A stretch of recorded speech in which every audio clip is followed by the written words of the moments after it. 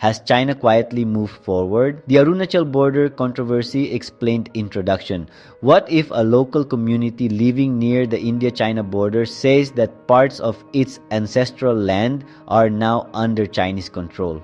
And what if the central government and the Indian army reject those claims? This is exactly the controversy that has emerged from Arunachal Pradesh. A memorandum submitted by the Na Welfare Society has sparked debate over whether China has expanded its presence into areas traditionally used by local villagers. While the allegations are serious, the Indian army has denied that any new Chinese encroachment has taken place. So what is really happening? Let's examine the facts.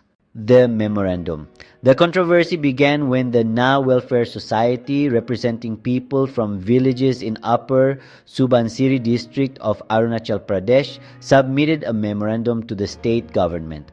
According to the memorandum, local residents claim that areas they have traditionally used for grazing, hunting, and other activities are no longer accessible because of Chinese presence. They urge both the state and central governments to investigate the situation and protect what they describe as their ancestral land. For people living in remote border regions, these lands are not just pieces of territory, they are part of their livelihood and identity. Why is this area important? Arunachal Pradesh is one of the most sensitive regions along the India-China border. China refers to much of Arunachal Pradesh as South Tibet and continues to claim the territory despite India's administration of the state. Over the years, both countries have built roads, military infrastructure, and border posts in the region. Because the border has never been formally demarcated, disagreements over the exact alignment continue to create tension. The Indian Army's response. Soon after reports of the memorandum spread, the Indian Army rejected claims of any fresh Chinese encroachment.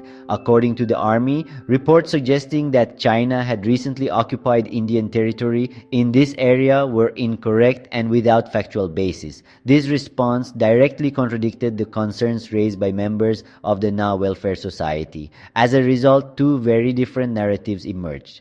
The state government's position. The Arunachal Pradesh government did not immediately confirm the allegations. Instead, state authorities said they would examine the claims and gather more information before reaching any conclusion. This means that, at least publicly, there has been no official confirmation that China has occupied new territory in the area mentioned by the memorandum. Why do such disputes happen? Border disputes between India and China are often difficult to verify. The terrain is mountainous and remote. Many areas have no permanent settlements. Different maps and historical interpretations are used by both countries. Local communities may also judge access based on where they have traditionally traveled, while governments assess control using military positions, patrol patterns, and official boundary claims. Because of these differences, local perceptions and official statements do not always match.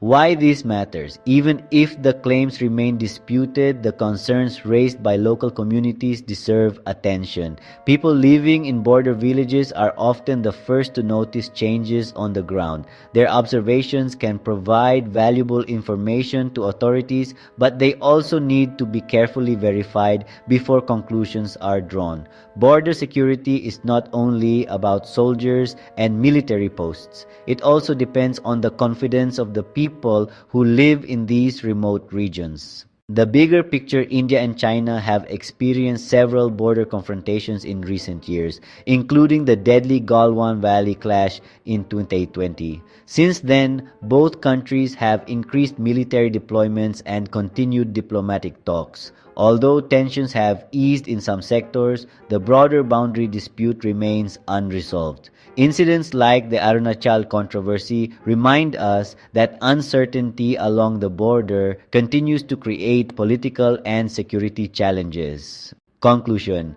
At this stage, One fact is clear: a local community has raised serious concerns about access to land it considers ancestral. Another fact is equally important: the Indian Army has denied that any fresh Chinese encroachment has occurred. Until investigations provide clearer evidence, the full picture remains contested. Whether this controversy reflects a misunderstanding, differing perceptions, or a genuine security concern is something that future findings, not speculation, will have to determine. What do you think? Should the government conduct a transparent public investigation into these claims? Share your opinion in the comments, and don't forget to like, subscribe, and follow for more in-depth geopolitical analysis.